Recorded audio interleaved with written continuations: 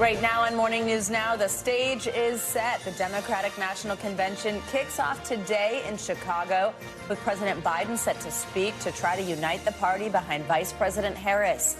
And already protests have begun, with hundreds of demonstrators criticizing Democrats over key issues like the war in the Middle East. How optimistic are you that your voice will be heard this week? I'm very optimistic. We have a shot for somebody to hear us, and we're going to take that shot. We have team coverage with the preparations, plans, and protests, and how it could all help shape the November election. Also this morning, a decisive moment in the Middle East. Secretary of State Antony Blinken meeting with the Israeli Prime Minister in Tel Aviv in what Blinken says could be the last opportunity for a ceasefire in Gaza. We'll bring you the latest. And we're tracking Ernesto regaining hurricane strength as it churns toward Canada, creating dangerous conditions at beaches here in the U.S. Plus a summer storm soaking the East Coast. What you can expect as you head out your door. And an eye-opening study about survival rates when a bystander administers CPR, and the disparities between gender and race, what researchers found, and the lessons you can learn to help save a life. Something actually quite easy to learn. Exactly. A reminder, those classes are everywhere and you can take them yourself. So true. Good to have you with us on a Monday morning. I'm Joe Fryer. And I'm Savannah Sellers. Thanks for starting your week with us. We're going to begin this morning in Chicago as the Democratic National Convention is set to get underway today. The four-day convention will take place in and around the United Center and will culminate on Thursday when Vice President Harris formally accepts the Democratic nomination for president. Ms. Harris arrived in Chicago last night, joined by her husband, Second Gentleman Doug Emhoff. She spent the day yesterday campaigning in battleground Pennsylvania with her running mate, Minnesota Governor Tim Walz. This campaign is about a recognition that, frankly, over the last several years, there's been this kind of perversion that has taken place, I think, which is to suggest that the measure of the strength of a leader is based on who you beat down, when what we know is the real and true measure of the strength of a leader is based on who you lift up. The convention will be highlighted with remarks tonight by President Biden, who dropped out of the race last month and quickly threw his support behind Vice President Harris. In case you're counting, Election Day now 78 days away.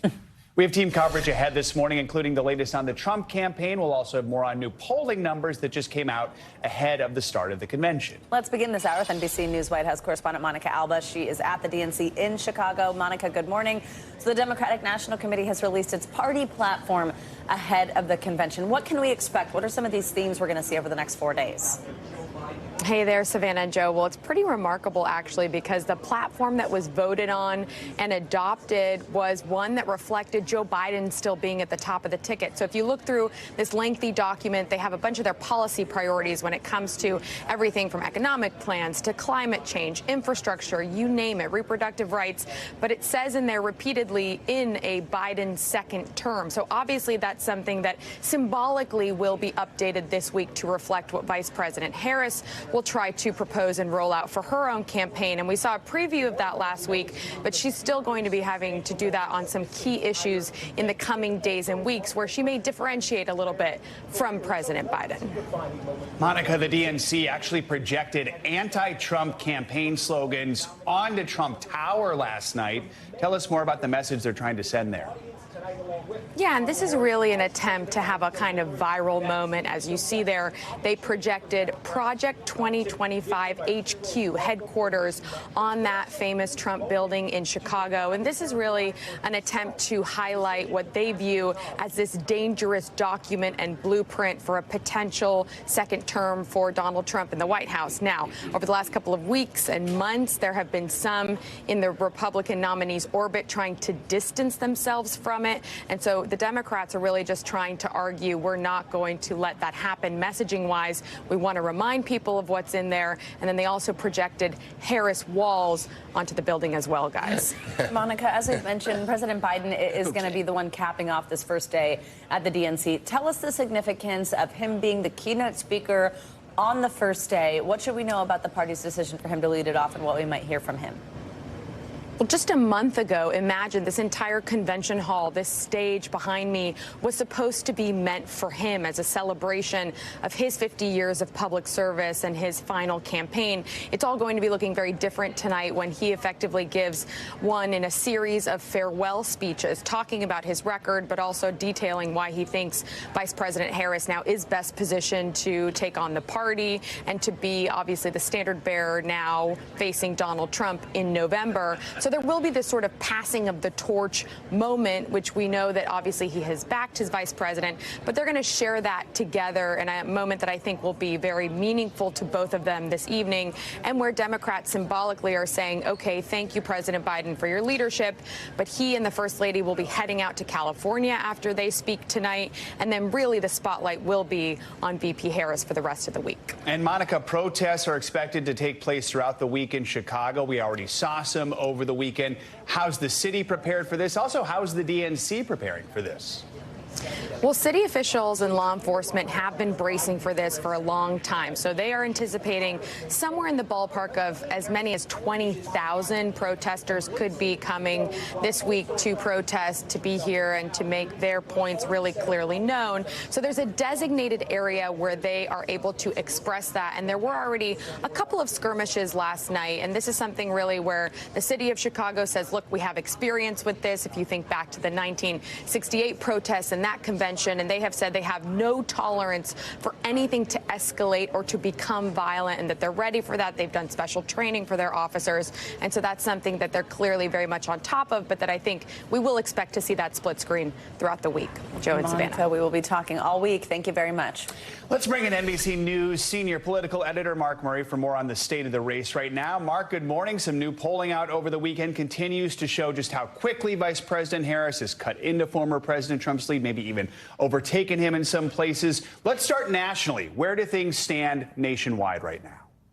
Yeah, Joe, in the polling, Democrats do have a pep in their step. And nationally, there was a Washington Post ABC poll showing Harris ahead by 4 points among registered voters. It's important to note that that's within the margin of error, but this is a change from back in July when President Biden was still in this contest, and that poll ended up showing a tied race. Also, there was a CBS poll that came out that showed that Harris had a 3-point lead among likely voters over Trump, and that also is a change from a month ago. And so Democrats do come into this convention in a much stronger place than they were a month or two ago, but it still is close, Joe. Mark, of course, it'll take a while before we see polling numbers that we're able to get following the convention. But how much of a boost does a campaign typically see after a convention? Is it significant? Is it something sustainable? Savannah, in the 20 years I've been doing this, the party having a convention does get a bump. You have all the attention, you have all the focus, you're attacking the opposition party, and it normally translates into better numbers. There is a debate, however, whether that we're going to see even more of a bounce for Democrats after this convention, or if Democrats already ended up getting their bounce by the change in the ticket that Monica was just talking about, that has really buoyed Democrats, given them a whole lot more enthusiasm.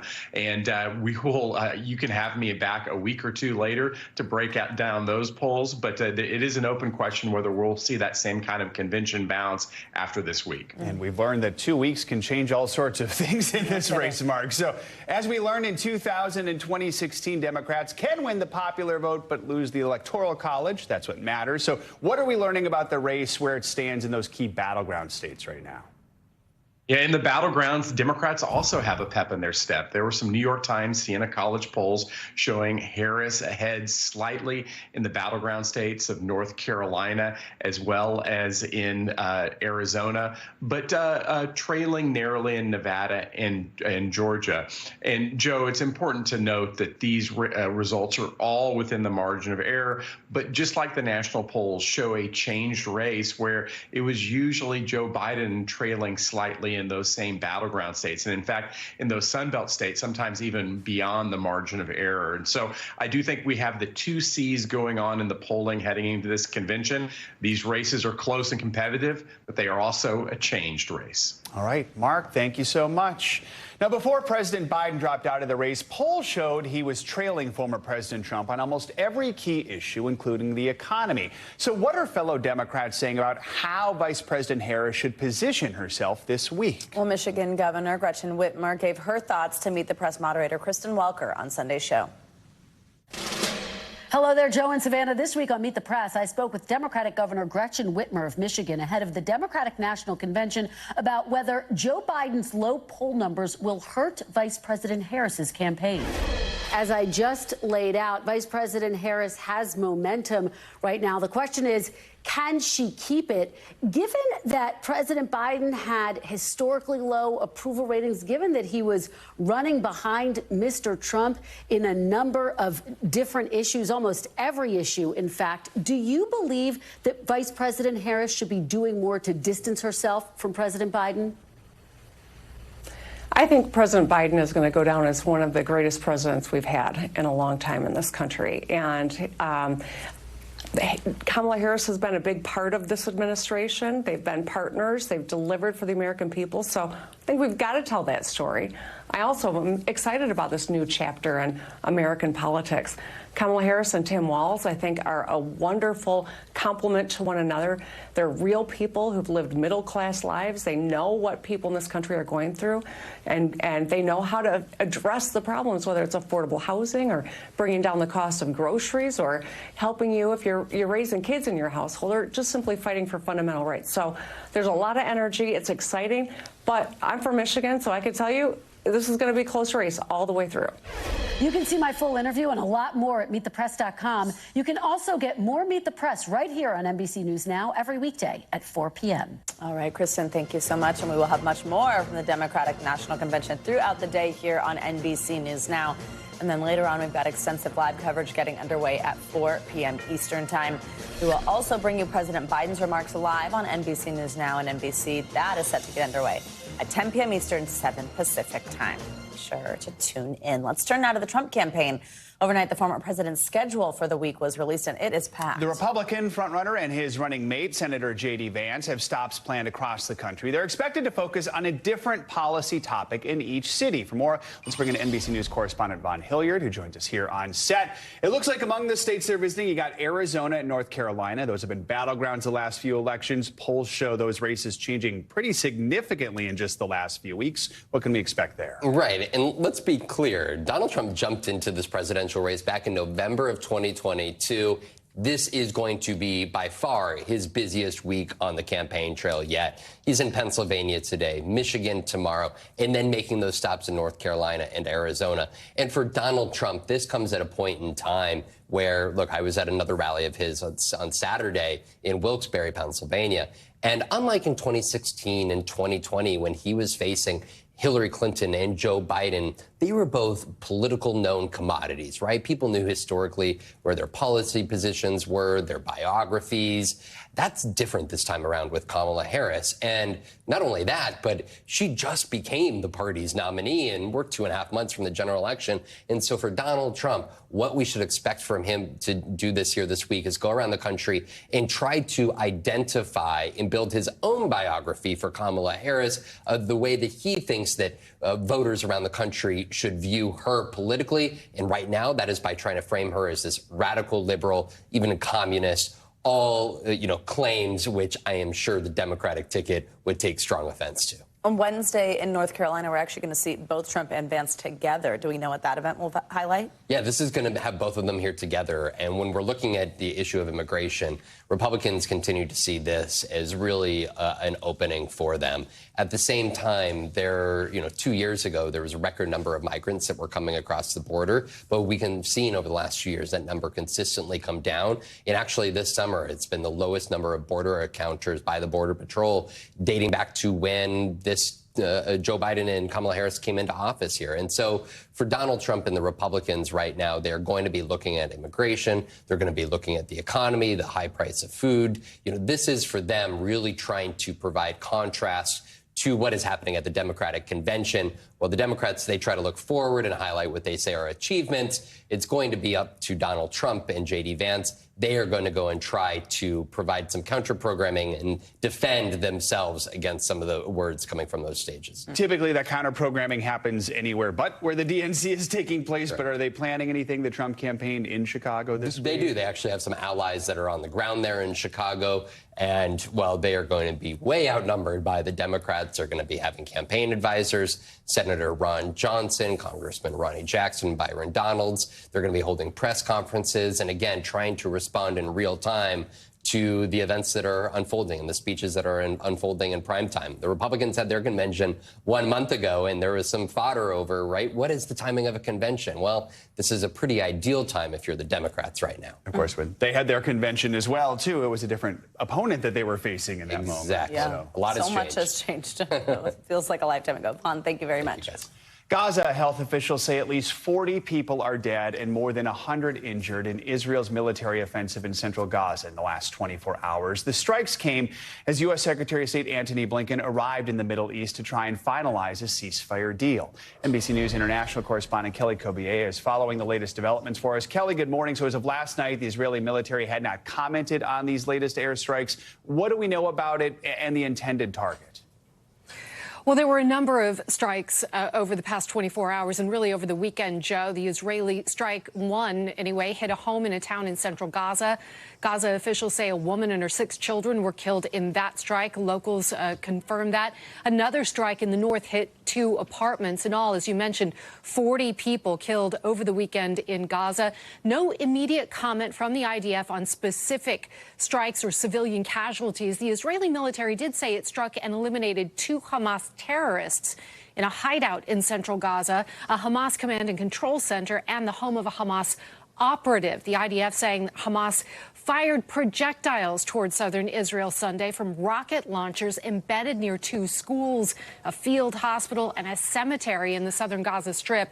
The IDF says they only target militants, and they regularly blame these civilian deaths on Hamas, saying the militant group hides fighters and weapons among the civilian population.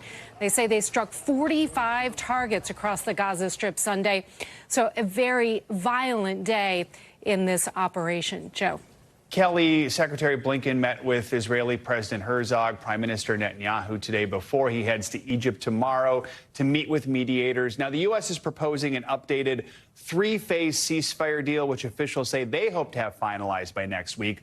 Both Israel and Hamas officials are skeptical of that timeline. So just walk us through this latest proposal and what both sides are saying about it.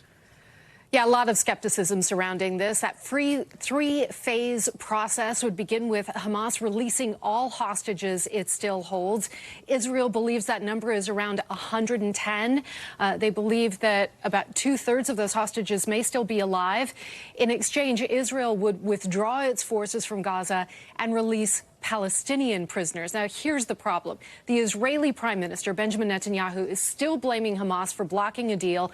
Senior Hamas officials are blaming Benjamin Netanyahu and Israel for adding new conditions. Secretary of Blinken saying today this deal is probably the best, maybe the last opportunity to get the hostages home. But just to give you an example of one of the stumbling blocks or potential stumbling blocks, Israel wants to control the Gaza-Egypt border. They want to put in place what would amount to a checkpoint as well in central Gaza, where Israeli military would check Gazans returning home.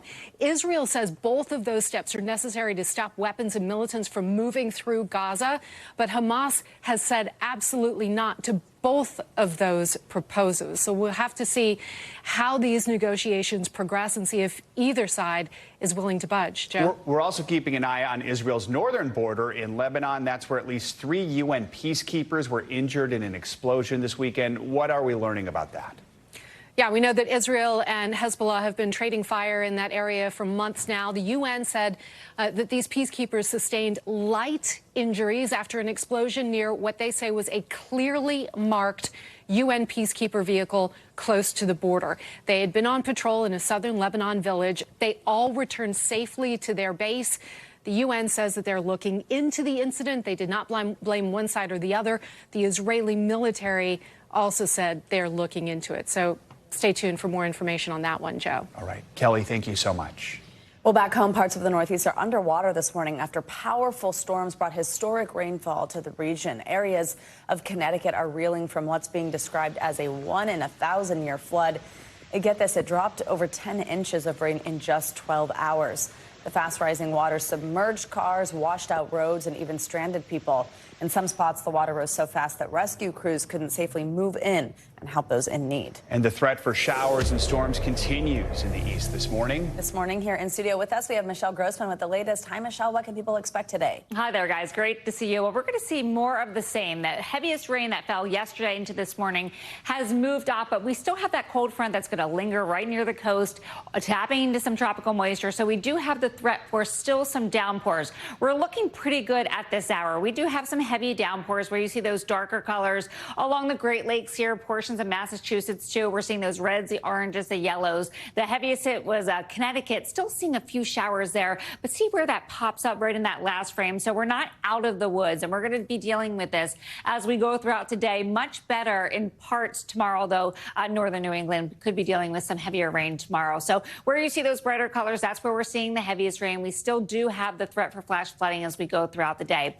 This is why we have that slow-moving cold front. This is actually the cold front that kept Ernesto away from the East Coast. So that was a good thing, but it's tapping into tropical moisture now, and that's where we're seeing those heavy downpours. Localized flash flooding is likely today. By tomorrow, much better in many spots, but still seeing showers lingering across northern New England. Not the heaviest stuff that we saw last night into today, even by this afternoon, seeing some heavier storms as well. But we're going to still see some showers as this system slowly moves off the coast. As a result, we have some really wet grounds. You saw all those images, evacuations, cars flooded, houses flooded. So any additional rainfall on saturated soil will bring us a chance for flash flooding. This is what we're expecting as we go throughout Tuesday here, mainly 1 to 2 inches, a half inch in some spots. But again, where you see those dark colors, northern New England, as I just mentioned, we'll see the heaviest amounts of rain throughout portions of New Hampshire, also Vermont. Then by this afternoon, we're expecting the chance for some strong to severe storms. That's with the daytime heating. Once that sun does come out and start to heat things up, give power to some of these storms. Boston, New York City, D.C., Norfolk, Cape Hatteras, all these main cities along the East Coast looking at the chance for some strong storms. Could see winds gusting up to 60 miles per hour, some hail. The tornado risk is low, but still not zero. That's one of the big stories on this Monday. The second one, record highs in the south. We are really steamy there. Temperatures into the triple digits. You factor in the humidity, it will feel like 110 to 115 in spots. And also looking at the chance for strong storms throughout parts of the Rockies, Colorado, especially seeing the chance for storms and some monsoonal flooding throughout portions of the Southwest. Let's talk about that heat. It is dangerous. 31 million people impacted by heat alerts. We have heat advisories. That's in the orange. Heat warnings in that hot pink. Dallas, Phoenix. We're going to see those temperatures soaring. And we've been hot for a long time. So this is where it gets really tough. Temperatures, daytime temperatures, air temperatures into the triple digits, 100 in Sonora. But you factor in the humidity in a lot of spots, we're going to feel a lot warmer than the actual air temperatures. New Orleans feeling like 111, Houston feeling like 111. Look at the southeast, too. Temperatures feeling like over 100 in many spots. 106 is what it will feel like in Miami. That is today. Tomorrow, same story. We have high pressure in control that's pumping in this hot air. So temperatures once again into the triple digits. A lot of kids started school, too. So hopefully air conditioning because it is hot. It has been nonstop for them, too. Just all days and summer days long. and days. Some of those feels like temperatures. Oh, terrible. My goodness. Ugh. All right. Thanks, Michelle. Sure. Much more to come here on Morning News Now. Later this hour, drug debate. More questions about the legal use of ketamine after a series of arrests and charges in actor Matthew Perry's overdose death. What doctors want you to know. Up first, though, after the break, disgraced former Congressman George Santos expected to plead guilty today in his federal fraud case. We will have the latest when we come back.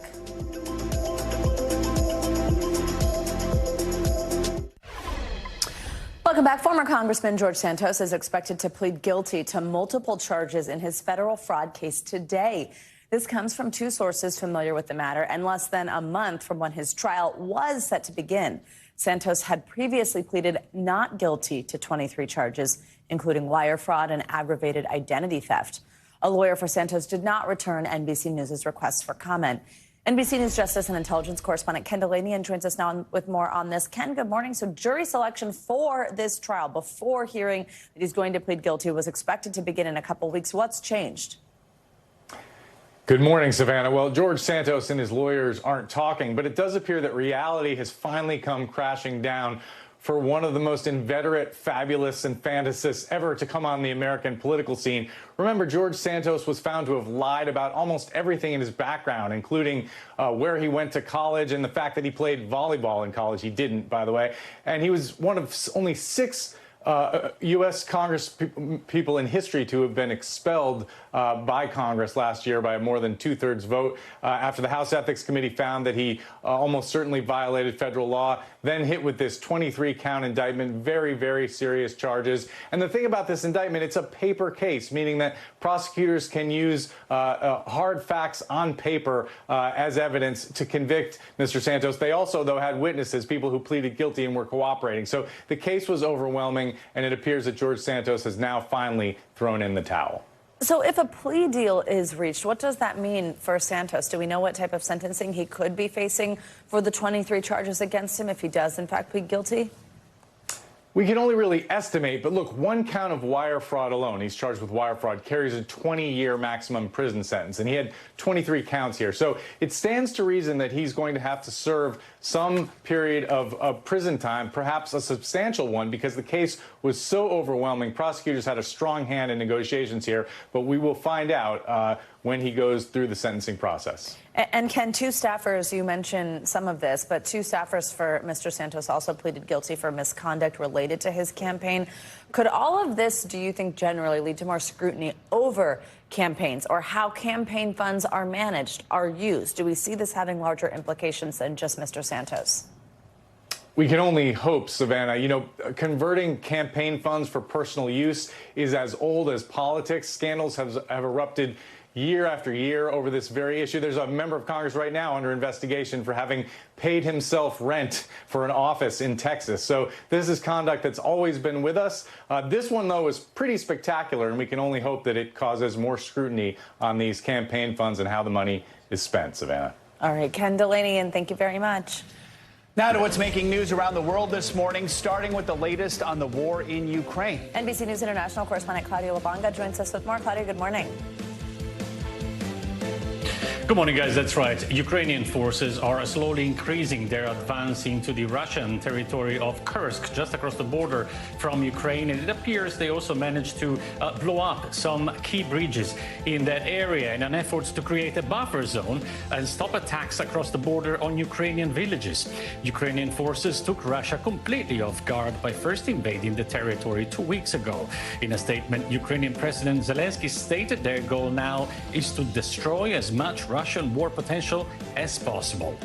Now let's go over to the disputed South China Sea, where Chinese and Philippine Coast Guard ships collided, leaving damage on 2 vessels.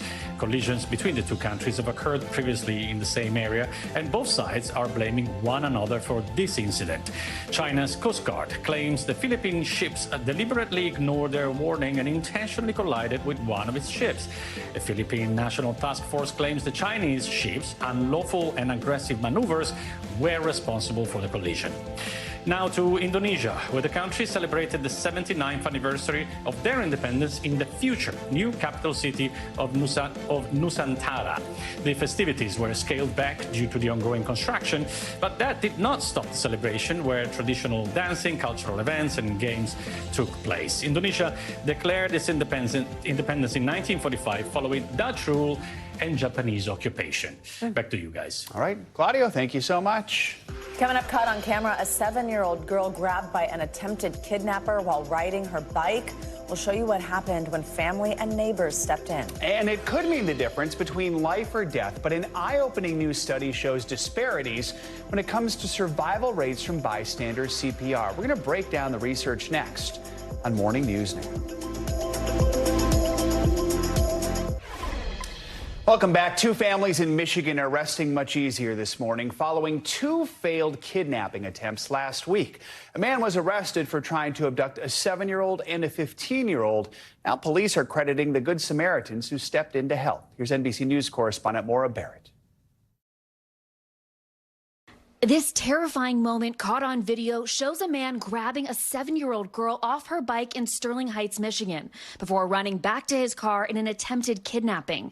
The girl's aunt and cousin, faced with a fight-or-flight moment, went after him. I flew through the window to try and get her and just latch on and hold on for dear life because I just couldn't imagine him getting away with her. A nearby driver blocked the man from driving away. The suspect, 23-year-old Andy Bala, charged in not just this kidnapping attempt, but another one just an hour before. That attempt involving a 15-year-old girl just a couple miles away in nearby Clinton Township. While doing yard work, Paul Billiter says he noticed a car pull up next to the girl and heard a man ask her if she needed a ride. He grabs her like a sack of potatoes, and I bolted towards the car because something obviously was going wrong. I grabbed a hold of him by the neck. What went through your mind when you heard that he tried to do it 2 times in the same afternoon? I got sick to my stomach, and it never even occurred to me that he would have went down the street and tried this again. According to court documents, Bala received a petition for hospitalization due to mental illness last year and was discharged 3 days later. Now he's held without bond in Sterling Heights. Corinne Childers, the 7-year-old girl's mother, says that doesn't make her feel safe. Just be aware. Don't let your children go anywhere without eyes on them. I mean, look at what happened here. Bala will be back in court at the end of August, while tonight 2 children are lucky to be home. Maura Barrett, NBC News. Wow. Turning now to the ongoing investigation into the overdose death of actor Matthew Perry. Court documents say doctors gave Perry about 20 vials of ketamine in just 1 month. Now investigators say they are looking into how the ketamine was secured and sold. Here's NBC News correspondent Dana Griffin with a closer look at what makes ketamine so dangerous and the warning labels patients need to look out for. Right for me. Perfect. Before his death, Matthew Perry said he wanted to be remembered for helping others overcome addiction, addressing ketamine use in his 2022 memoir, Friends, Lovers, and the Big Terrible Thing. Ketamine felt like a giant exhale.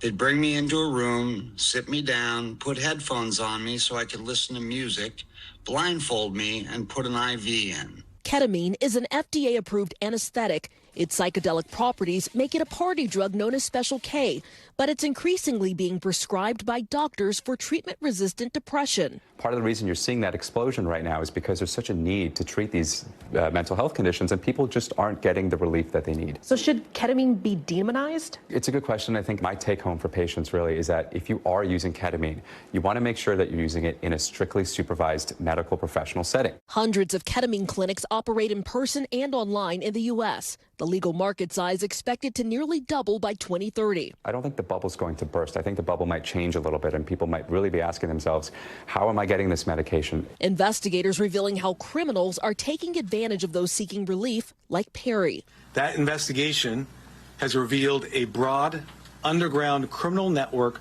This week, federal investigators arrested 5 people in connection with Perry's death.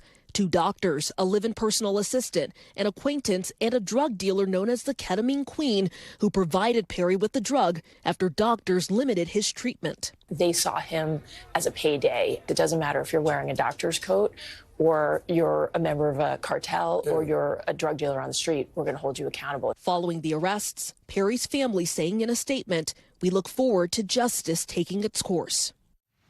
Our thanks to Dana Griffin for that report. A new report in the American Heart Association Journal shows that people who receive CPR in emergency situations have a 28% higher chance of survival. But that rate is much lower for people of color, particularly black women. The report shows that black women only have a 5% higher chance of survival with CPR compared to a 41% chance for white men.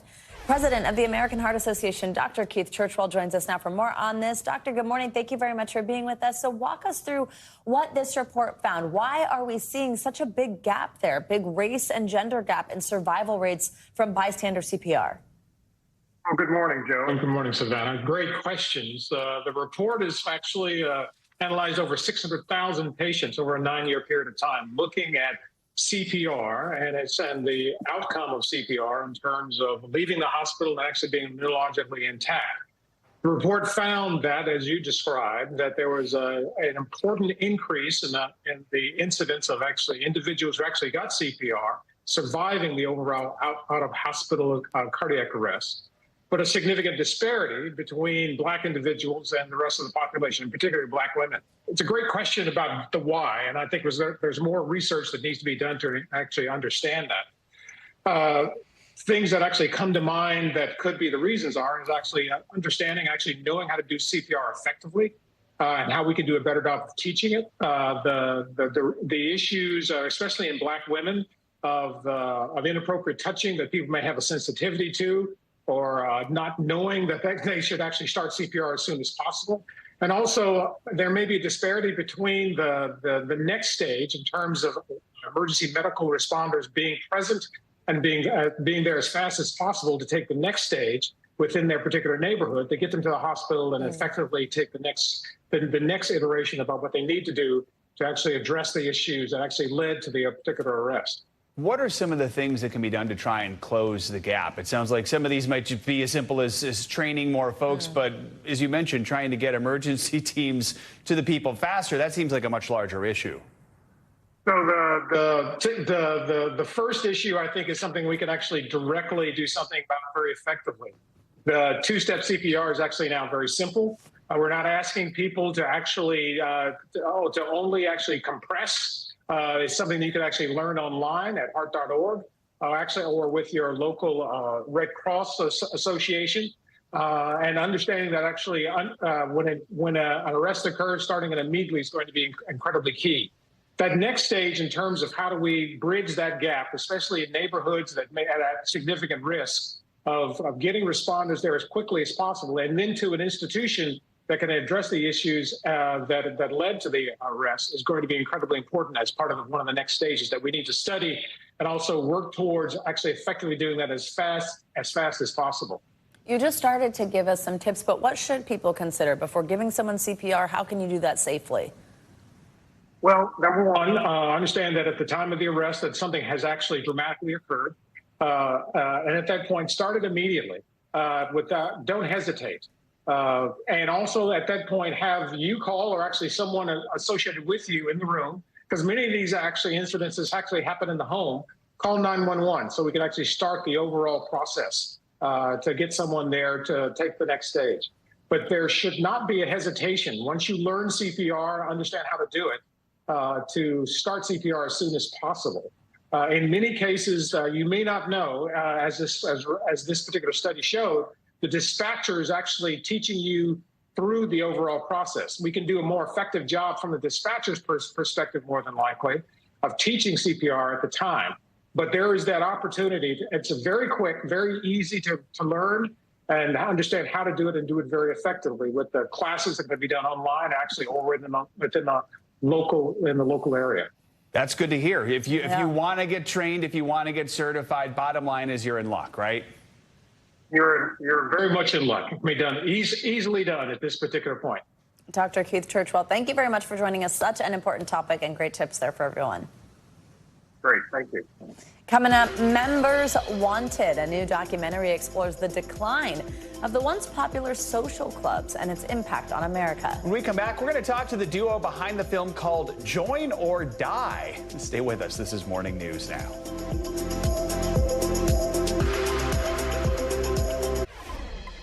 We are back this morning with a new documentary that claims social clubs are what helped build this country's fabric, and when they started to go out of fashion is when we became less tolerant and more divided. Now, the film is called Join or Die. It's based on the book Bowling Alone, which was published in 2000. It starts with an in-depth look at the history of social clubs like bowling leagues, then explores what has happened since they lost popularity. This morning, Rebecca and Pete Davis, the brother-sister team behind the film, join us with more.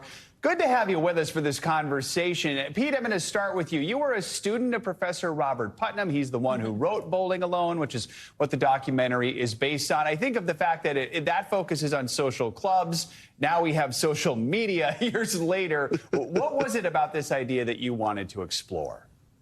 Yeah, what was so amazing about Bob in college was that every other political science professor was telling us that the most important thing in American politics and democracy was the president or Congress or the Supreme Court or international relations.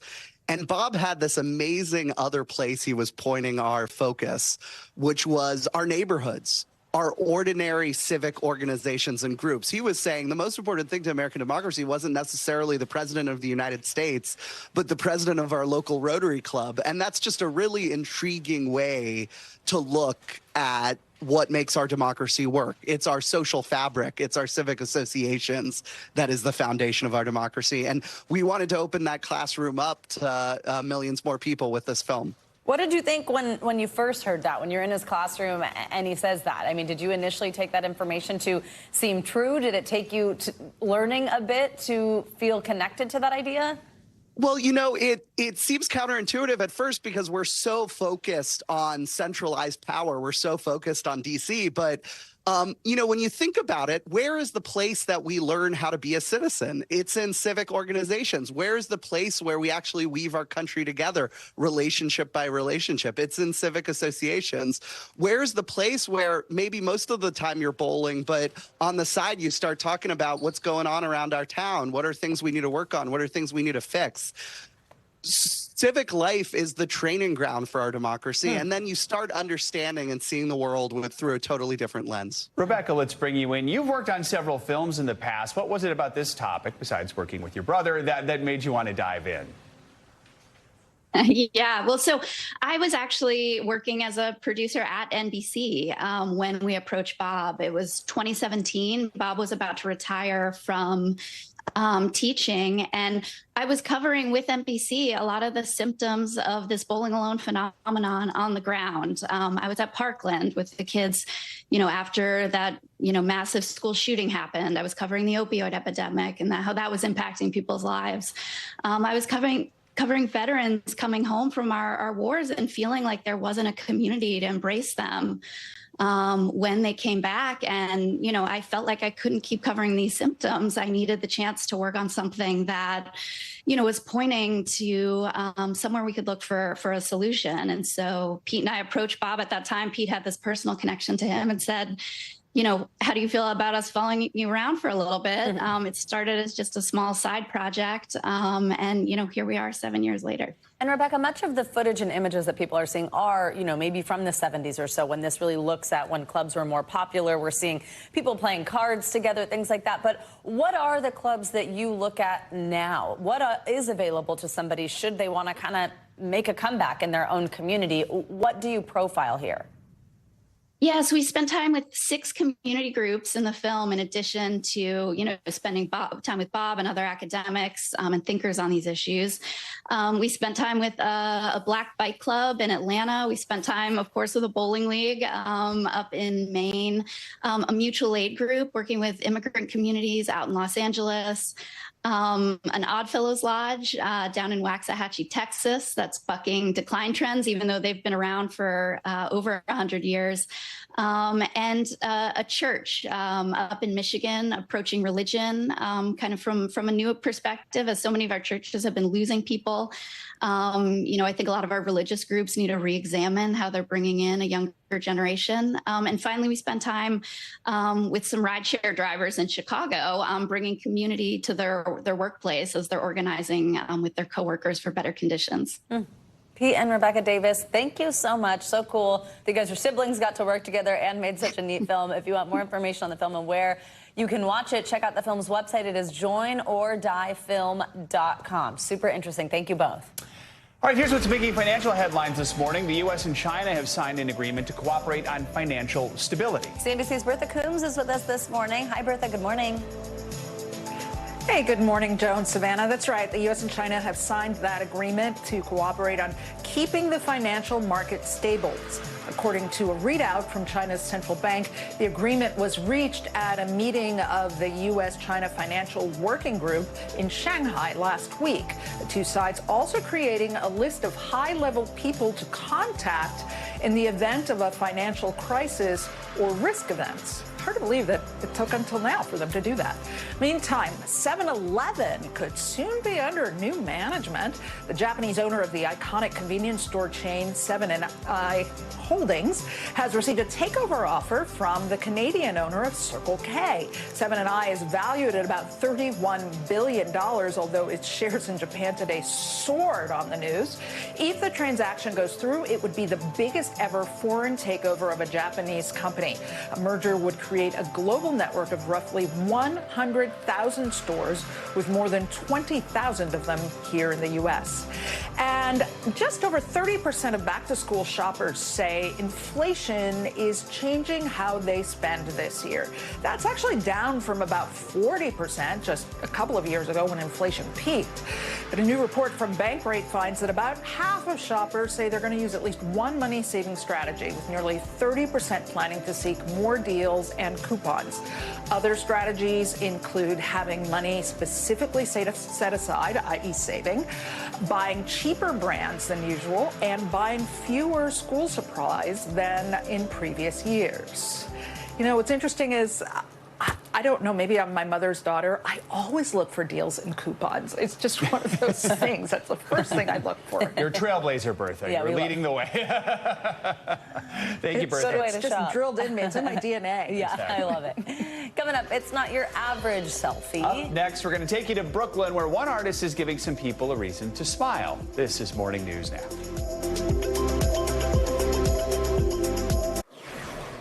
Welcome back with the WNBA back in action. It didn't take long for Caitlin Clark to make history again. She finds herself in the record books after last night's matchup with the Seattle Storm. This time, well, she's already a record holder for assists in a single game, but now last night, Clark set a new single-season high for total assists by a rookie. Clark bested the previous record holder, Ticha Panicherio, who racked up 224 assists for the Sacramento Monarchs back in 1998. She took to social media to congratulate Clark on her latest achievement. Super proud of you. I know the work that you put in. A lot of people always talked about your shooting. I was always mesmerized about your passing, your court vision, and how you make your teammates better. So this record is in great hands. After a pretty slow start to her rookie season, Clark definitely shaping up to be the superstar we always knew she would be, and WNBA fans are loving it. Of course. So sweet to hear this record is in good hands. Just love that. All right. Well, in a big city like New York, traffic cameras are everywhere. Now, one Brooklyn artist is helping people use them to get quite the selfie. NBC News correspondent Valerie Castro shows us this new website, but also why not everyone is thrilled about being watched. At intersections across New York City, there's a new way to take a selfie, hiding in plain sight. Yeah, you got me. Wall Street's Charging Bull, Radio City Music Hall, even Central Park. All under the eyes of cameras, available live on trafficcamphotobooth.com. That's crazy. Brooklyn-based artist Maury Coleman built the website using publicly available camera streams from the city's Department of Transportation. This traffic camera is one of 900 that exist all around New York City. Obviously, these cameras are for cars. They're not made for people, but people still get caught up in their lenses. He gave us some tips and tricks to get the most out of the site. These cameras update every 2 seconds, so you want to pose for 3 seconds. So 1, 2, 3, and then tap. Then what we can do is we can, change something about what's going on. Again, stay in the crosswalk, tap again.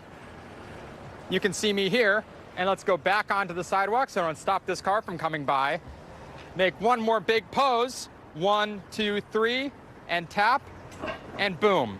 Traffic Cam Photo Booth quickly going viral since its launch. I think 60,000 visits to the website and over 40,000 photos have been taken. But some people worried about the potential for bad actors to take advantage of the city's cameras. I think maybe someone can stalk you and see where you, for real, someone can just see what you're doing and can be dangerous. I don't know, people can be crazy. Maury says he created the website to call attention to the impact of technology and surveillance on our everyday lives. And so people get really almost jarred by the sheer amount of surveillance happening. And again, remember, this is a fraction of all the cameras around us. So just consider that huge amount of coverage multiplied by hundreds. Despite those concerns, other users finding creative ways to use the site. A lot of people will do it to take group photos. I've seen some people start to use it as a way to take night out on the town photos. making these once unexpected photographs a little more intentional. And then all you need to do is just screenshot it, and it's ready to share. One selfie at a time. Our thanks to Valerie Castro for that report. Certainly makes you think. There you go. Or you could just use your own camera and take a Yeah. picture. That's going to do it for this hour of Morning News Now. The news continues right now.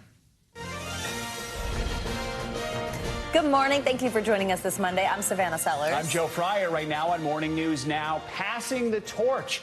Vice President Kamala Harris getting ready to accept the Democratic Party's presidential nomination at the DNC later today. She's expected to appear on stage alongside President Biden, a historic handover moment less than 3 months from the general election. You've got all the build up to that as former President Trump ramps up the personal attacks on VP Harris at a fiery campaign event in Pennsylvania. Also this morning, now or never, Secretary of State Blinken arrives in Israel to push for a ceasefire in Gaza. More on what he says could be the last chance to secure a deal. This is a decisive moment, probably the best, maybe the last opportunity to get the hostages home, to get a ceasefire. It is time for everyone to get to yes and to not look for any excuses to say no.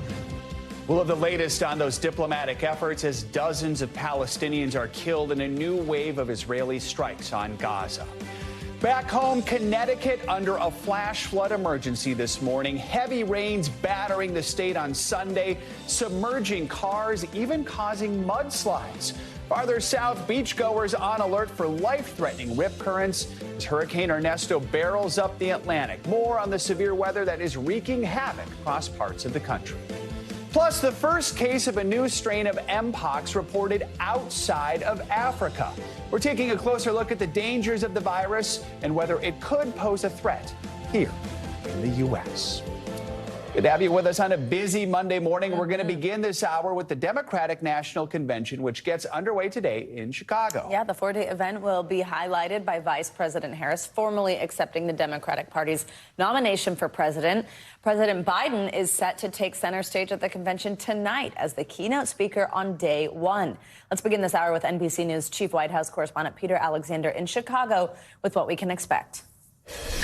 Hey, Joe and Savannah, good morning to you from here inside the United Center with a ceremonial roll call just a matter of hours away. And this morning for Democrats, this really is the start of a week-long celebration, a convention that less than a month ago looked like it would be defined by discord and doubt. Instead, the party arrives here energized and enthusiastic about its new nominee. This morning, Vice President Harris is preparing to accept her party's nomination, but not before Democrats first honor President Biden tonight. Punctuated sources tell NBC News by a pass-the-torch moment, where President Biden and Harris are expected to share the stage. But in a sign of some of the lingering divisions within the Democratic Party, the convention is also bracing for protests against the Israel-Hamas war, with a massive police presence lining the streets. And beginning overnight, thousands of demonstrators gathering. A protester rushing the stage at a DNC event. The new Democratic ticket touring Pennsylvania Sunday. When you know what you stand for, you know what to fight for. Harris and Governor Tim Walz revealing their new campaign buses and responding to former President Trump's latest personal attacks.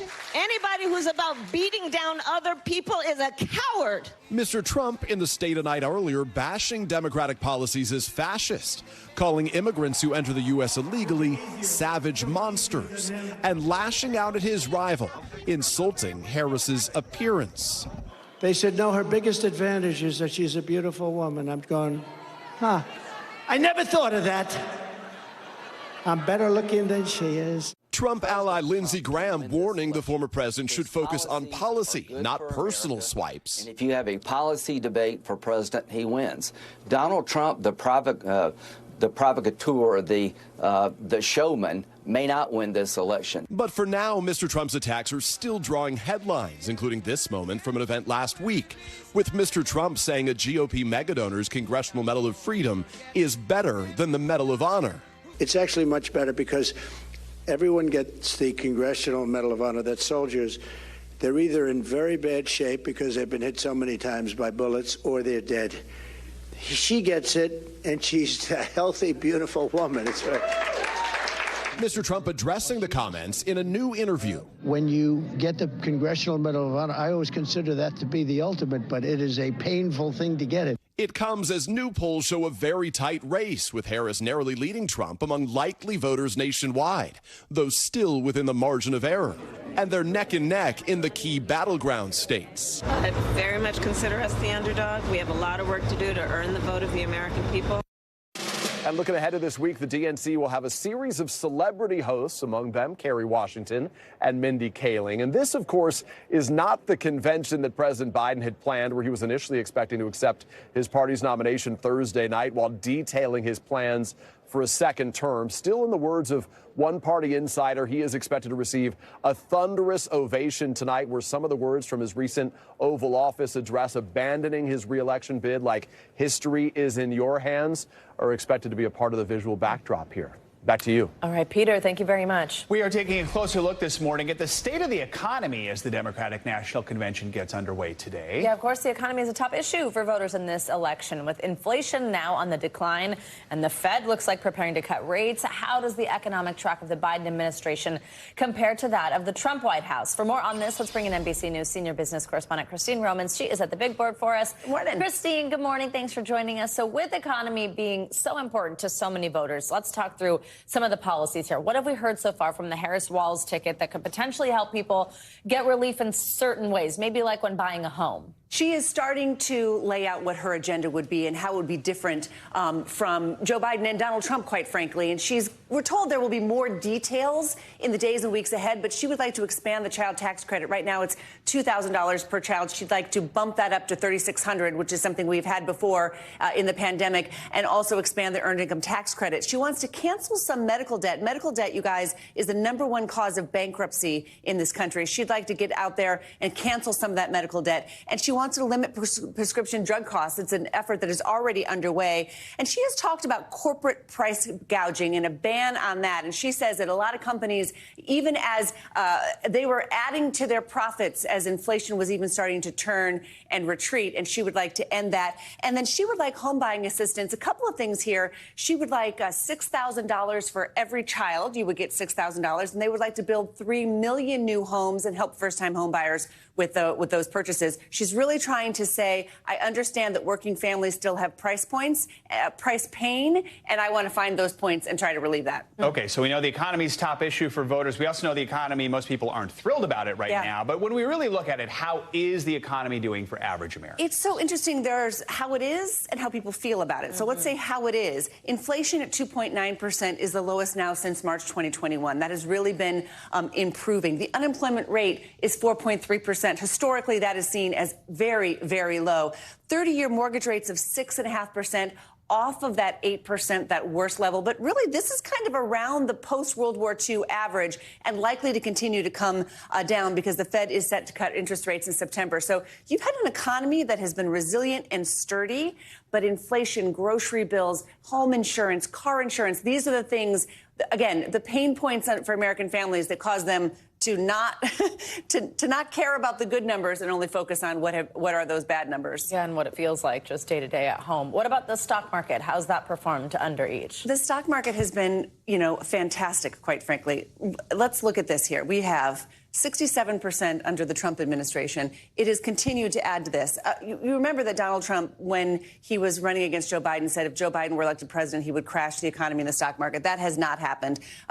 Former President Trump is saying the same thing about Kamala Harris. But the bottom line is the conditions for American companies right now have been very, very good and continue to be that way. So the stock market has been an incredible wealth builder over the past several years, over the past, 8 years here. The S&P 500, the Standard & Poor's 500 measures, 500 biggest companies. That's up something like 85% over the past 5 years. That's remarkable wealth creation that's happened, even as we've been a very divided nation and very sour on the overall economy. Christine, just overall, when we talk about public perception of the economy still being pretty negative, but that the actual numbers are pretty good, do we tend to see a lag in when inflation goes down? Does it take a while for Americans to actually say they acknowledge it? Yeah, and depending on the studies that you look at, the research, it can be up to a year.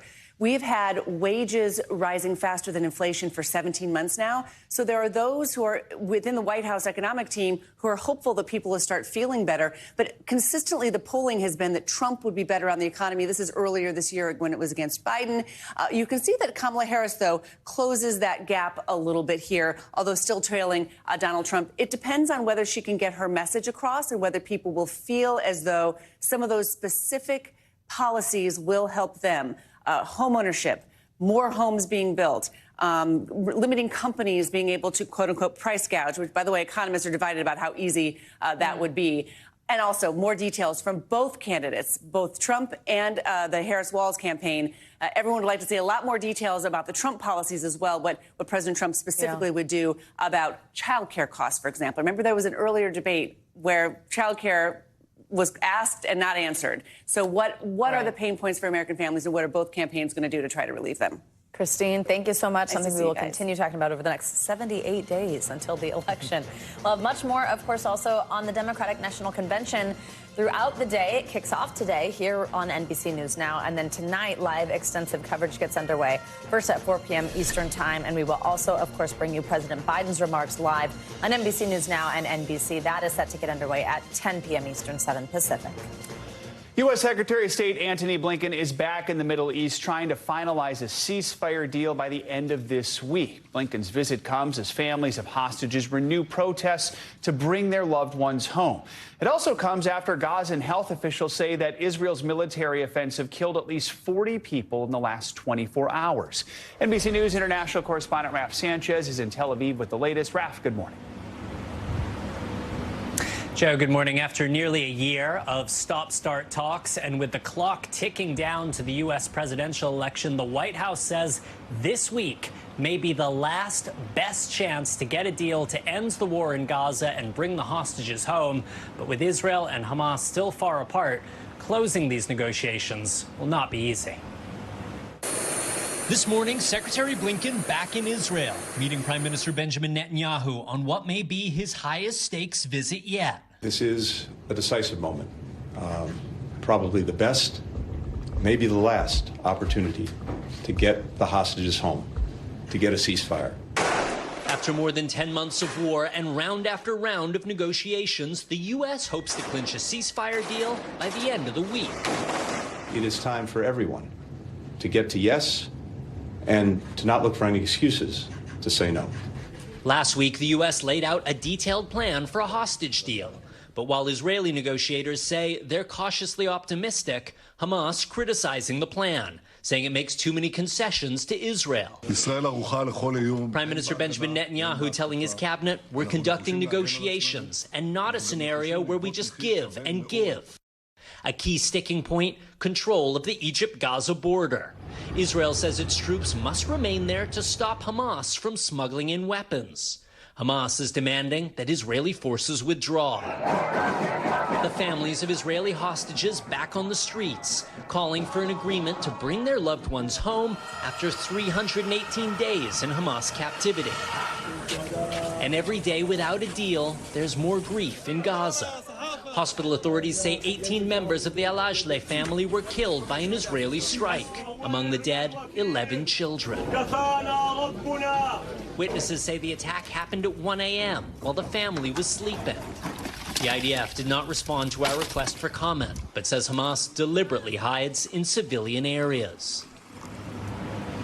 Now, here in Tel Aviv, police say there was a failed terrorist attack last night. A powerful bomb went off, but the only person killed appears to be a terror operative. That's according to an Israeli security official. Hamas confirms this was an attempted suicide bombing, but it's not clear at this point whether it was deliberately timed to coincide with Secretary Blinken's visit.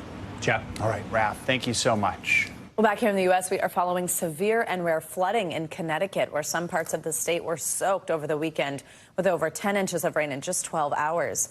NBC News correspondent George Solis is in Danbury, Connecticut for us with the latest this morning. Hi, George. Good morning. Hey, Savannah. Good morning. Yeah, this is the power of a 1 in 1,000 year flood. Check out this housing development that we're in front of right there. You can see where the road completely washed away. The power of this water just ripping the road here, the asphalt, washing it onto the road. And that is the case for a number of roads here in the state, about a dozen or so closed in this area alone. People here, of course, very frightened by what happened here. And unfortunately, it looks like more rain may come this afternoon, making the cleanup here an already more difficult task. Overnight, heavy rains battering the mid-Atlantic and Northeast, flooding Connecticut towns, submerging cars, and washing out roads. In Southbury, Connecticut, a Good Samaritan coming to the rescue of a driver and their dog stuck in floodwaters. Paul D'Amato's truck got caught in the deluge when he drove through the rising waters in Danbury to get his dog.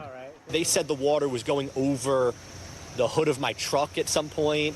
Some roads becoming unusable and traffic backed up on others as waters rose in towns with wild weather over the weekend across the country, including intense winds in Alabama, even blowing this bounce house over. Meanwhile, the impact of Hurricane Ernesto also being felt along the East Coast, strong rip currents posing a threat to beachgoers. New York City closing beaches in Brooklyn and the Rockaways to swimmers today because of the currents. I know it was dangerous for the kids. They're blowing the whistle and stuff, and they told us to get out the water. Oh my God! On the coast of North Carolina's Outer Banks, the water is washing a house out to sea. It was unoccupied at the time. The National Weather Service counted 29 water rescues in Wilmington, North Carolina on Saturday. It comes after 2 men drowned in Hilton Head, South Carolina because of powerful rip currents on Friday. Yeah, and again, just the power of this water. This looks more like a creek than it does a parking lot. Take a look. The water just raging down here. You can see that crews are beginning to assess the damage here, and that is the case for a lot of the areas here that were heaviest hit by those relentless rains in this region. And again, as I mentioned, more rain looks to come this afternoon here. The residents, of course, only just beginning to assess the damage here, which you can bet will be in the 6 figures. Savannah? All right, George, thank you very much. Let's bring in NBC News meteorologist Michelle Grossman. Michelle Grossman has the latest on what's in store for the week ahead. Hi, Michelle. Good morning. Hi there, guys. And we are looking at that rain continuing today. As George mentioned, we're getting a little break in spots this morning, and then by this afternoon, the chance for a shower, some thunderstorms. That could drop some heavy rain once again. So that's a big story on this Monday. Then still toasty in the south. We're looking at temperatures into the triple digits. You factor in the humidity. It will feel like 115 in some spots. That's a big story as well. Sunny and seasonable throughout the northern plains, the upper Midwest. We're looking at the chance for strong to severe storms in parts of the Rockies, also some monsoonal moisture throughout the southwest. And we're looking at dry conditions along most of the west coast. By Wednesday, we clear it out nicely in the northeast. That's going to be a good break. It's actually going to be very fall-like as we start out the days on Wednesday. And then by the afternoon, temperatures below normal for August. So really pleasant throughout parts of the northeast, parts of New England, into the Carolinas as well. Could see some showers in parts of the southeast, record highs in the south central states. Monsoonal rain does continue in the southwest. And then we're going to look at a front come through in the northwest where we could see some showers and storms, especially in the Pacific Northwest. By Friday, looking really good in parts of the northeast into New England, the mid-Atlantic, parts of the Carolinas, lots of sunshine, temperatures in the 80s, and fantastic really to the west as well. We're looking at the Midwest, the Ohio Valley, the Tennessee Valley, parts of the upper Midwest, central plains, northern plains looking really good. We do have that monsoonal moisture still continuing on Friday. That's going to be a theme throughout most of the week. And then spotty rain throughout parts of the Pacific Northwest with that wet ground as well. So we're looking at the radar right now. We're looking at much better conditions than what we saw last night into early this morning in parts of the Northeast, but still seeing pockets of heavy rain. We have a slow-moving cold front that's tapping into tropical moisture, and that's why we're seeing these darker colors here. So any of these showers and storms could drop a lot of rain in a short amount of time. We're looking at heavy rain in the Great Lakes. Syracuse seeing some heavy rain with those reds, yellows, and oranges. Also looking at pockets of heavy rain throughout parts of Massachusetts into Connecticut. Connecticut was hit hard yesterday, as George had mentioned. And we're going to still see the threat as we go throughout today. So just keep that in mind. On this Monday, you need the umbrella. And this is why we have a slow-moving cold front. It's triggering some showers and storms. Better, again, than what we saw last night into today. But still, the ground is so saturated, so any additional rainfall could cause some flooding. And then look what happens tomorrow. We're going to clear it out nicely for most of the Northeast into the Mid-Atlantic. But the northern New England, we're going to hold on to some rain there. And some could be heavy. That's going to lead to the chance for some flash flooding today, also parts tomorrow. So additional rainfall in that saturated soil where you see the blue, that is a slight risk. Marginal risk is in the green. Severe threat is this afternoon. We're going to see that daytime heating sparking some showers and storms, winds gusting up to 60 miles per hour. Could see some damaging hail. The tornado risk is low, but it's not zero. And then again, we're going to see that heavy rainfall from Boston, New York City, down to Raleigh. So that's, again, one of the bigger stories. Do you want to mention that we could see those really high temperatures in the south? Once again, dangerous heat. You want to heat all the warnings with feeling like 115 in spots. All right. Michelle, thank you. Wow. Sure. Thank you. Coming up, Ukrainian forces attack and damage another bridge inside Russia. We've got the latest on the war as Ukrainian troops attempt to strengthen their position following that surprise incursion into Russian territory. That's up next.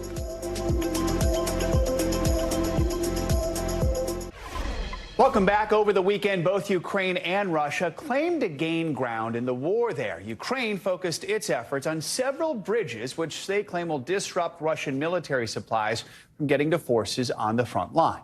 NBC News correspondent Aaron McLaughlin joins us now from Kyiv with the very latest. Aaron, good morning. Good morning, Joe. That's right. Both Ukrainian and Russian military officials reporting gains in each other's territories over the weekend, with Ukrainian officials saying they're strengthening their positions and blowing up bridges in the Russian region of Kursk. A Russian bridge bombed by the Ukrainians, the second taken out in as many days, key routes for Russian supplies, seen as a critical part of Ukraine's high-stakes incursion into Russian territory, aimed at destroying Russia's war machine, occupying what the Ukrainian military claims is more than 400 square miles of Russian territory. On Sunday evening, Ukrainian President Zelensky told the nation the risky operation is meant to turn Russian land into a buffer zone to prevent the war from expanding. Mikhailo Samus is a Ukrainian military expert. Why are Ukrainian forces targeting bridges? If Ukrainian forces destroying the three bridges, this area, they cut in a huge area inside of Russia, inside of Kursk Oblast. So it means that the military logistics won't be possible for Russians. And it means that Ukrainian forces could control the huge area. It's all part of Ukraine's surprise offensive and an attempt to flip the script of a war dominated and started by Russia. In the now occupied Russian town of Sudzha, footage shows Ukraine firmly in control. The Lenin statue in the town square defaced, local Russians hiding in a basement. While in cities across Russia, Russian evacuees arrive on safer ground after fleeing the Ukrainians. More than 120,000 so far. I left because it was scary, this Russian woman says. They were shooting, our houses were on fire. Everyone ran as fast as they could. Russia is still pushing and gaining ground in some areas, including 250 miles away in Ukraine's Donbas region, now just miles away from a key city for the Ukrainian military. Ukrainian troops there say they're outmanned and outgunned. And I've been speaking to military analysts, and they're saying essentially what the Ukrainian military is doing with its incursion there into Russia is creating a strategic dilemma for Russian President Vladimir Putin. Does he then respond by removing some of those forces in that offensive in the eastern Donbas region, sending them to defend the homeland? I was speaking to a key advisor to Ukrainian President Volodymyr Zelensky. He told me he thinks that's going to happen, quote, step by step, also adding that he believes that President Putin is not interested in peace talks. Joe. All right, Aaron, thank you so much. Now let's get to what else is making international headlines. At least one person is dead after a boat sunk off the coast of Sicily. NBC's Claudio Lavanga has that and other world headlines. Claudio, good morning. Good morning, guys. That's right. A person has been confirmed dead and 6 others are still missing after a yacht carrying tourists was caught in a tornado and then sunk off the coast of Sicily early this morning. Then the super yacht carrying 22 people was anchored off the coast of Palermo when at around 5 o'clock in the morning, all of a sudden a storm battered the area. Witnesses say they saw water spouts, essentially tornadoes made out of water, out at sea in the location where the yacht was anchored before it sunk. 15 people were rescued so far. The body of a man was found 160 feet underwater, and divers are now looking for those who remain missing. Let's go to Germany now, where on Saturday at least 23 people were injured after two gondolas on a Ferris wheel caught fire at a music festival in Leipzig in eastern Germany. According to news agency DPA, the fire started in one gondola and then spread to the second one. 4 people suffered burn injuries and 1 suffered injuries from a fall. Police are investigating what caused the fire. And let's end this tour of the world in space, where a spacecraft called Jupiter Icy Moons Explorer will return to Earth tonight in the first ever lunar Earth flyby. What is it? Well, the European Space Agency is explaining it to us. It says the unprecedented move will use the moon and the Earth's gravity as a natural brake that will then change the spacecraft's speed and direction and redirect it on course for a flyby of Jupiter via Venus in August 2025. Did you get that? Now, those living in Southeast Asia and the Pacific Ocean could potentially see the flyby tonight with binoculars or a telescope. For the rest of us, we'll just wait until the spacecraft hopefully reaches Jupiter and then sends pictures back to Earth. But that may take many years, and who knows, maybe I'll still be here to report on that news. So back to you guys. Well, we hope that's the case, and that's incredibly complicated but really cool. So, could you imagine just through binoculars? There it goes. Go by. They're waving. All right. Thanks, Claudio. Coming up, prosecutors outlined their case against the 5 people charged in connection with the overdose death of Matthew Perry. What we're learning about the doctors at the heart of the shocking case next. We are back now with the latest on the investigation into the death of beloved Friends star Matthew Perry. We have new details this morning on the 5 individuals charged in connection with his fatal overdose, including those 2 doctors charged with providing Perry ketamine. NBC News Entertainment correspondent Chloe Malas has been following this one for us from the beginning. She is here with us now. Chloe, good morning. Hey, guys. Good morning. Despite facing charges alleging that they provided Matthew Perry with thousands of dollars worth of ketamine, those doctors have not yet been disciplined by the California Medical Board. All as we're learning more about how federal prosecutors say they played a hand in the beloved actor's tragic death. While their investigation is still ongoing, federal authorities say they believe they know who was responsible for Matthew Perry's death. In all, 5 people have been charged in connection with the ketamine overdose that killed the actor last October, including doctors Mark Chavez and Salvador Plasencia. Mr. Perry fell back into addiction, and these defendants took advantage to profit for themselves. This morning, NBC News learning that Chavez's license is still active. The California Medical Board saying the board is aware of the charges, is investigating the matter, and will take appropriate action. Well, Chavez has agreed to take a plea deal. Plasencia has pleaded not guilty and posted a $100,000 bond.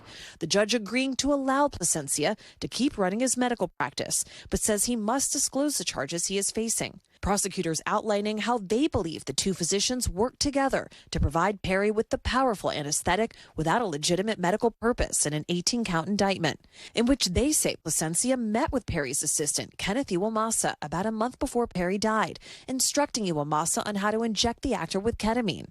Days later, according to court documents, Plasencia gave Perry a large dose of the drug, which caused him to freeze up and a significant spike to his blood pressure. Despite the episode, the doctor left the residence after leaving additional vials of the drug for Iwamasa to administer to Perry. Plasencia's lawyer denies those allegations. Doctors are in a position of authority and trust, and these 2 doctors violated that. Still, investigators say it was Jasmine Sangha, the alleged ketamine queen, who provided the dose that ultimately killed Perry. The DEA says Sangha was still running a drug emporium when they raided her apartment earlier this year. The beloved actor had long been open about his battle with addiction and the struggle that haunted him behind the scenes. If you worry that you're having this problem, or you know somebody that is, raise your hand, find somebody who's smarter than you about this, and talk to them and be honest about it, because the secrets are what kill us. So, Chloe, you mentioned the California Medical Board has not taken any disciplinary action against these doctors. Could that change? Of course. So they are doing their own investigation into all of this right now. And I mean, this public kind of media display and their names out there and their photos out there, obviously they can still technically practice, but they have to disclose the charges to their patients. But you can imagine that probably life is pretty difficult these days to be doing their day jobs. But their licenses could be suspended any day. But really, that's up to the medical board to make that decision. All right, Chloe, thank you so much. We know you'll stay on it. This morning, there is a new warning from global health officials about Mpox, a subtype of the disease called Clade 1 reportedly causes more serious illness than other strains. Yeah, that subtype has been spreading rapidly in Africa. Now, though, there's been one reported case in Sweden, and that is sparking concerns of a more widespread outbreak. So far, there are no reports of this new strain here in the U.S. NBC News medical contributor Dr. Kavita Patel joins us now. Dr. Patel, good morning. So there was this outbreak of Mpox. We all remember this in the U.S. back in 2022, but that was a different subtype. So what's the difference in these two types, and how does it spread? Yeah, Savannah Jo, we refer to these subtypes as clades. And think of a clade as a branch on the family tree. It means they share as a virus a common ancestor. So there's clade 2 that caused the outbreak that we were discussing in the World Health Organization Declaration of an Emergency in 2022. And that tends to have lower fatality rate, milder symptoms. So you need a lot of intense close contact. I know that the three of us have talked about this over the years, that it really isn't just casual contact. You need really close repeated contact in order to give it to other people. Clade 1, which is the central point of focus in the Democratic Republic of Congo, and what we believe might be not just in Sweden, but there's also other cases that are popping up around the globe. Again, not in the United States yet. I put a big underscore on that yet. Clade 1 tends to have a higher fatality rate, more severe, higher result in hospitalizations, and easier to give, so more infectious. How concerned should we be in the U.S.? Who is most at risk? Yeah, listen, not all of us, we've talked about this, Joe, all of us kind of think about COVID, right? In those early days of COVID where we're like, it's not here yet. Turns out we were wrong and it was here. We've talked about kind of the Mpox outbreaks in parts of the United States from that different clade. I think it's incredibly important for people to be vigilant, especially people at higher risk. That's healthcare workers, lab workers, people in high-risk groups, because there is a vaccine available. It's a 2-dose vaccine. It is something that is available now. The CDC is trying to spread clinical education about it. There is also something called post-exposure prophylaxis. I think the most important thing here, Joe and Savannah, is to look for symptoms. We'll talk about that in a second, but important symptoms to look out for, and also then how to present and go to a health professional and say, I'm concerned that I could be at risk for Mpox. What are my options? I really believe people need to advocate for themselves, because the awareness, just like with early COVID, is still not that widespread, especially in the United States. Yeah, tell us, doctor, about those symptoms, and also quickly how people can keep themselves safe. Right. Okay. So first with the symptoms, it can be very mild, but what we look for over a course of days is how long these symptoms can take, are kind of classic, almost like pox-like symptoms. This is rashes that look like chickenpox, if some of you remember chickenpox, swollen lymph nodes, mild fever. So this can look like a lot of other things, Savannah, but that skin lesion is kind of typical for Mpox. Keeping yourself safe, the most common things you can do are to present yourself if you think you have symptoms so that you can catch it early. You can, if you think you've been exposed or someone you know might have Mpox, you can be in that kind of post-exposure period where you can get a vaccine. That can keep you incredibly safe. It's incredibly effective. All right, Dr. Kavita Patel, as always, thank you so much. Thank you. Let's turn to my home state of Minnesota, where the fight over racist language in housing documents is intensifying. Experts believe millions of homes in the state and across the country still have what's called a racial covenant. They're legal clauses baked into property deeds to stop people of color from owning homes. Well, now cities like Mounds View, Minnesota, are requiring homeowners to reject the covenants before selling their homes. Here's NBC News correspondent Adrian Broaddus. On this backyard basketball court, nothing blocks these kids from scoring. But some restrictions created before they were born say they can't live here or fill the space. What did you find out about this property? It literally says it's only to be occupied by a Caucasian race.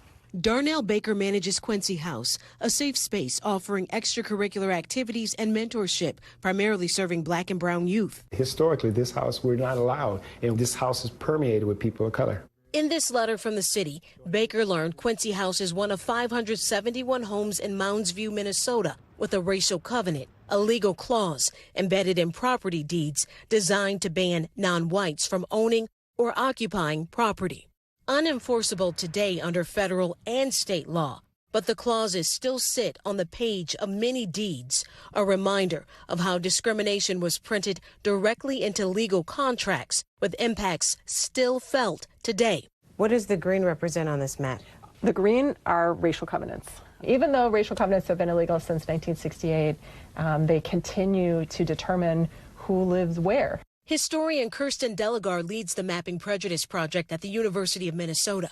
We first met in 2016 when the project started tracing the history of racial covenants. Delegard says covenants like the ones in Mounds View prevented black families from home ownership. Racial covenants worked in concert with discriminatory lending practices, real estate steering, and white violence. And in some places where we have found there are no covenants, when we go to the archival record and look at newspaper reports, we find that those areas were intense sites of violence against black families. For example, in 1931, the Lee family purchased a home in a white Minneapolis neighborhood. News articles from the time show neighbors vandalized it. Then, a mob of thousands taunted and tormented the family, forcing the Lees to move. And scars of America's racist, violent past persist. Multiple studies show white neighborhoods have more parks and tree cover, while communities of color have more landfills and highways, leading to poor air quality, not to mention the lasting consequences of the home ownership gap between black and white families and generational wealth inequality. And that ugly covenant language is sometimes so tiny, buried in deeds like this, that people need a magnifying glass to read. But now the focus shifting, a groundswell of community activism across the country, prompting action like here in Mounds View. My kids are children of color. I'm married to a woman of color. Mayor Zach Lindstrom and the city council passing an ordinance requiring homeowners to discharge racial covenants when selling homes. Aye. It's disturbing to me that in 2024, that language still exists. Discharging the covenant doesn't erase the history. It adds a clause from the current homeowner recognizing and rejecting the covenant. Back at Quincy House, I think often we get stuck with reparations as financial. This is reparation. a front yard sign promises all are welcome here, but those covenants a reminder that wasn't always the case. Our thanks to Adrian Broaddus for that report. Now, in the Twin Cities, black home ownership is the lowest in the country. Officials are now actually paying the legal fees for residents who are looking to recognize and reject that language that is linked to their deeds. Coming up, they are the ultimate hype crew in sports. Yeah, we're going to go behind the scenes to see how the legendary Dallas Cowboys cheerleaders are preparing to bring it on for a new NFL season. That's up next.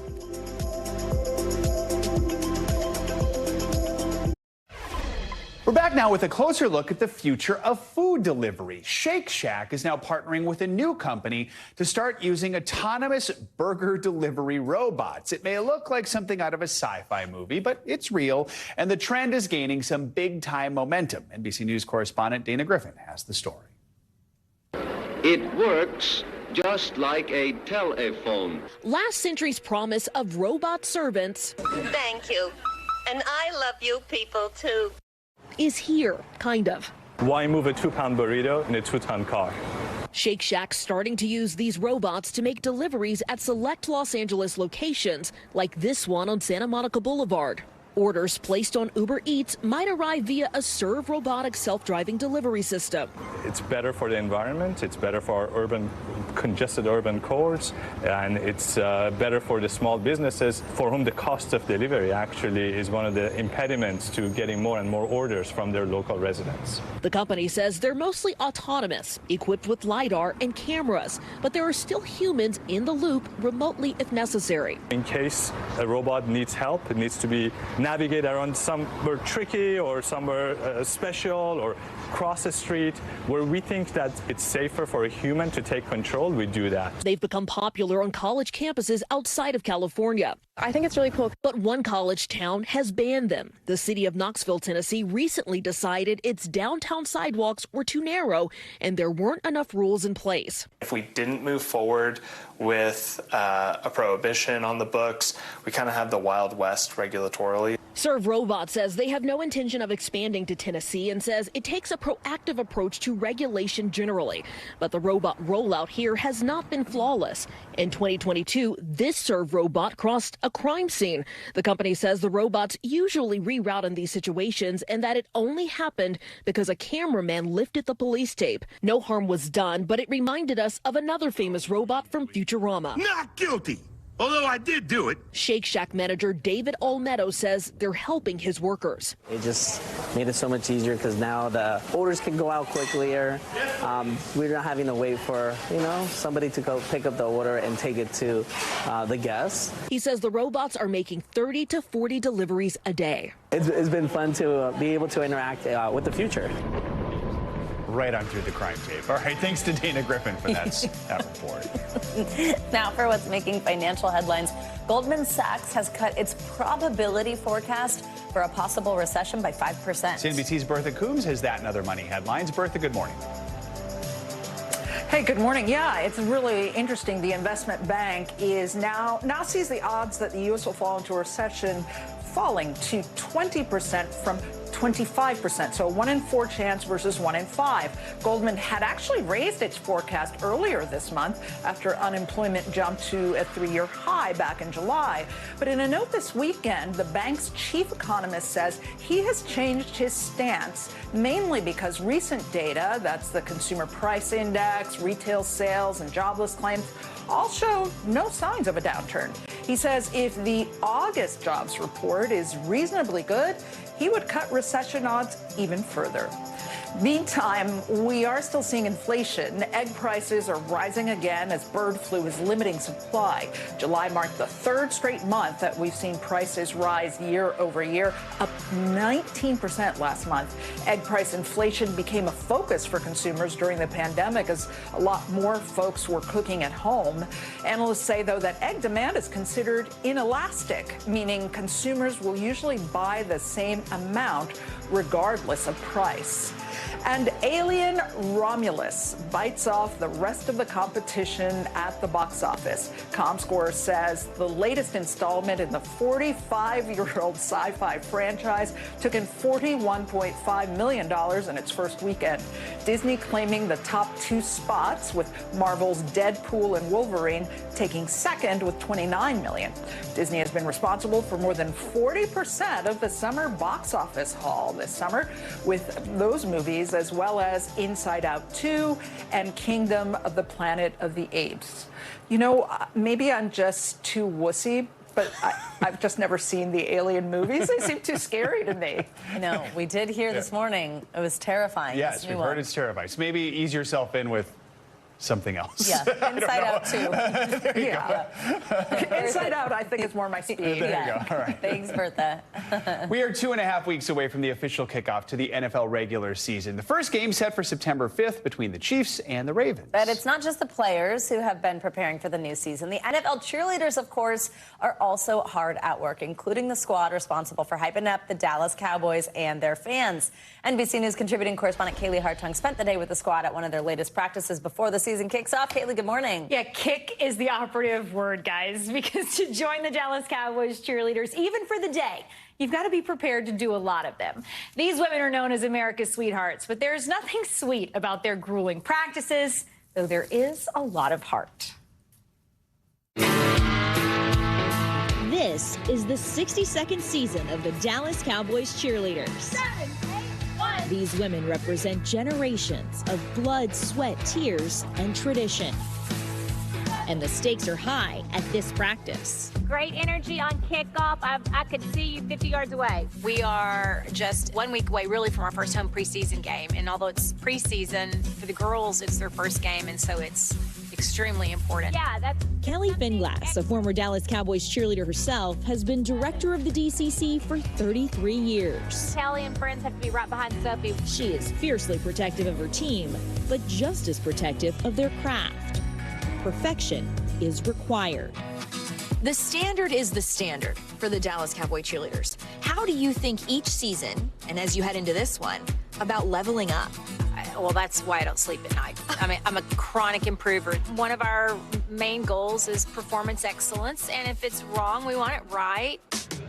And to get it right, these women rehearse almost every night after wrapping up their full-time day jobs in careers like nursing, marketing, and real estate. Okay, who went to work today at a job that is not involved being a Dallas Cowboy cheerleader? Everybody else. Staying busy is kind of like the common thread between us. Eyes have always been on the Dallas Cowboys cheerleaders, but maybe now, more than ever, with the success of their recent Netflix show, America's Sweethearts, which follows the cheerleaders on and off the field. How has just opening the door to their lives impacted them and started new conversations among you all? This is still all real new to us. We don't know what the Netflix effect can do. People might see the cheerleaders at a football game, and it's just a very small part of the show. Now it's like, wow, I know that girl, I know her journey, and people now really identify with those stories of success. Hi! Welcome to our locker room. Most nights, the cheerleaders arrive to their locker room around 6 p.m. My locker and Carly's. Carly, a 3-year veteran, and Shandy, a 6-year vet, show me around when I spy their signature white boots. So we like to have a pair on hand and then a pair at home because you never know what could come up. There are 36 spots on the team, and even the veterans have to re-audition every year. Now that those emotions are behind you, what's the challenge right now as you get ready for game one? I think the challenge would be stamina. At least for me, it's a 4-hour game, and we haven't practiced before, so you really have to be fueling and preparing your body for that amount of time. But to me, even their warm-up was intimidating. I'm guessing I'm not the only one here who dreamed of being a Dallas Cowboy cheerleader. No, around 5, 6. And with some great coaching, that dream was about to come true for a few whole minutes. Stand up. 5, 6, 7, 8. How do you dance with your hair down? This is my most pressing question. The ladies were kind enough to teach me a few counts from their most iconic routine. So I could really feel that DCC magic. Oh my gosh! I think that wasn't terrible.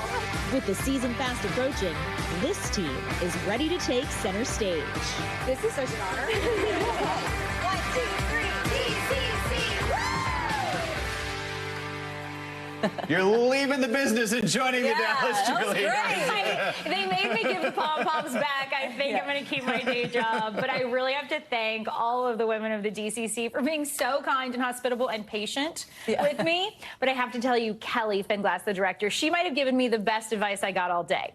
She said when she was a cheerleader back in the 80s, she wouldn't perform for the front row. She would imagine her celebrity crush, Tom Cruise, sitting in the second level, and she would act as if she was dancing just for him. I was like, that is some performance advice we could all use. Advice. Yeah. We could all use that. That's very cool. As a former high school cheer captain, I'm very impressed. Hey, oh my gosh, why didn't we do this together? If only I'd known. I know. You were in dance, We could have planned some good pep rallies together, you and me, Savannah. I love it. Kaylee, thank you so much. Thank It you. was so much fun. Coming up, tying the knot with a little help from Dad. One father spent a whole year transforming his daughter's childhood home into the perfect wedding venue. Got that heartwarming story next.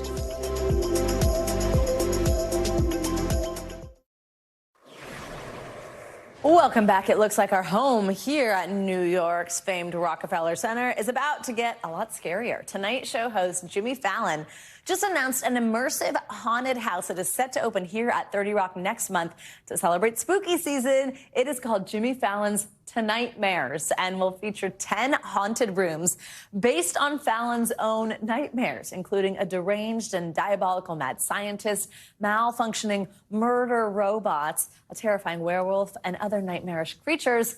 Tonightmares will be open to the public September 20th until Halloween. Tickets go on sale this Thursday. Joe, we are so going. Very cool. One of the rooms actually is my office. They didn't have to change anything about it. It's just...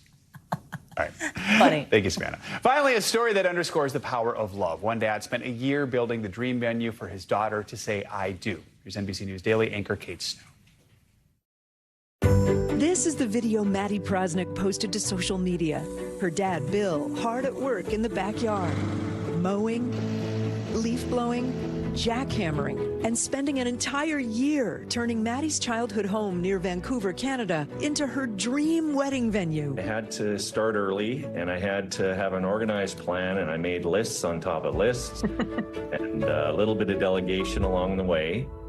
After Maddie got engaged to her fiancé, Brandon, she knew there was only one place to tie the knot. I've always wanted to get married at this house. I grew up here and I've always visualized it happening here. So Maddie's dad got right to work with help from her fiancé's family and her mom, Dina, making that dream a reality. You hope for these moments, and sure as heck, it all came to fruition. And I'm so glad that we did, because it was, the best day of our lives. They turned the backyard into an area for the ceremony, the living room into a place for the reception. It really was like a true father of the bride wedding. We cleared out the whole living room, everything. And it was Maddie's connection to home, she says, made this day so special. I really have always dreamed of getting married in this house. A toast at the wedding to celebrate why all that work was worth it. So thank you. Thank you for the countless hours you've put into this yard to make this beautiful day happen. The endless memories I have where you're all sitting right now are forever ingrained in me. All that work and all that effort, what did it mean to you? Oh, it meant the world. I do know how lucky I am to have my parents and have love like that, because I know a lot of people don't have that. I just feel really lucky. You're making me tear up. Bring it in. Thank you, Kate, for that great story.